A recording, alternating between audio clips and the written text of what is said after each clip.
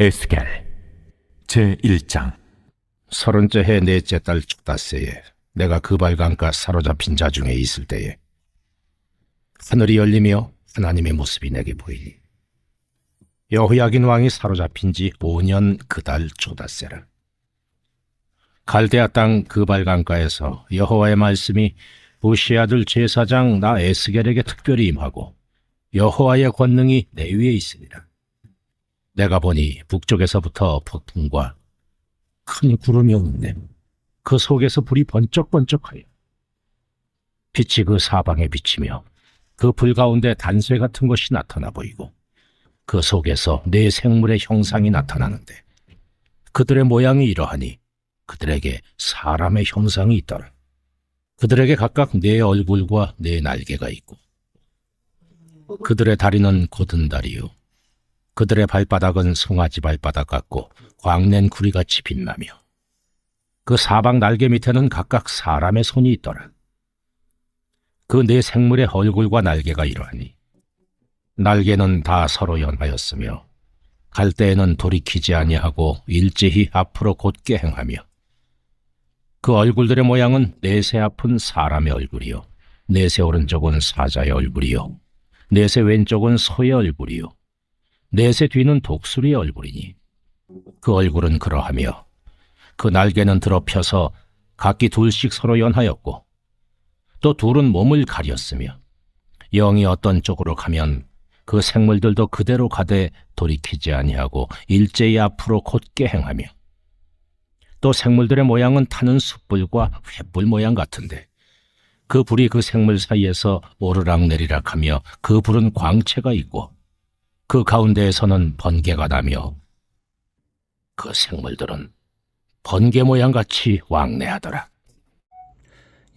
사회 질서가 건강하게 유지되기 위해서는 두 가지가 필요합니다. 바로 바른 권위가 있어야 되고 그것을 따르는 자세가 있어야 됩니다. 에스겔 시대의 남유다 백성이 그랬는데요. 나라가 망하면서 믿을 만한 권위가 사라졌고 백성은 오랫동안 이어온 불순종의 습관을 버리지를 못합니다. 이러한 암울한 시대에 하나님은 에스겔에게 나타나셨습니다. 그리고 권위 있는 말씀과 그에 순복하는 종들의 모습을 보여주시죠.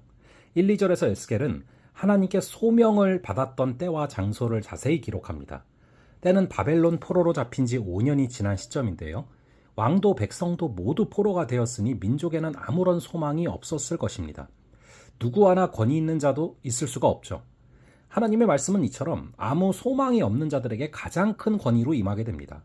우리 역시 삶의 모든 소망이 끊어졌을 때 낙심치 마시고 하나님의 말씀을 사모해야 할 줄로 믿습니다. 이어서 3절에서 하나님의 말씀은 권능과 함께 임했습니다. 지극히 거룩하고 권위 있는 말씀은 그저 말로만 그치는 것이 아니라 모든 것을 변화시키고 새롭게 하는 권능이 있습니다. 비록 유대 왕정의 권위는 무너졌지만 그 위에 훨씬 더 권위 있는 하나님의 말씀과 그 권능이 임한 것이죠. 에스겔의 사역은 이 권능을 힘입어 진행됐습니다. 선지자가 마땅히 권능을 사모해야 했던 것처럼 우리 성도들 역시 하나님의 말씀과 권능이 임하기를 사모하기를 간절히 바랍니다. 이어서 5절부터 에스겔은 놀라운 광경을 봅니다. 그것은 내 생물의 형상으로 하나님을 섬기는 종의 모습이죠. 해석이 분분하지만 하나님이 모든 피조물에게 찬양과 영광받기에 합당하신 분임을 상징하는 장면으로 주로 해석을 하죠. 우리는 하나님을 섬기고 그분께 순복해야 될 피조물이자 그분의 영광스러운 임재 가운데 거하는 백성인 것입니다. 네 생물은 서로 연결되어 하나님을 섬깁니다. 각 생물은 4개의 날개가 있는데 그중 2개는 펼쳐져서 다른 생물의 날개와 닿았습니다. 그래서 하나님의 영이 이동하시면 이 생물들도 일사불란하게 움직일 수가 있었죠. 이는 우리에게 중요한 교훈을 줍니다. 성도는 예수님 안에서 모두 하나로 연결된 존재라는 것이죠. 그러니 마땅히 서로 손을 잡고 협력하여 한 마음으로 교회를 세워가야 하는 것입니다. 이어서 11절에서 네 생물은 자신을 겸손히 숨기는 존재였습니다. 2 날개로 자신들의 몸을 가렸죠. 이 생물들은 하나님의 일을 수행하는 매우 영광스러운 존재이지만 자신을 드러내지 않고 오직 하나님만 높이고 있습니다. 종의 미덕은 자신을 낮추고 주인을 빛나게 하는 것입니다. 우리에게도 이 마음이 반드시 필요합니다. 오늘날 자신이 더욱 높아지려는 사람들로 인해서 얼마나 잡음이 많이 생기는지 모릅니다. 우리는 이 생물들처럼 스스로 낮아지고 숨으면서 오직 하나님의 이름만 드러내는 종들이 되어야 할 줄로 믿습니다.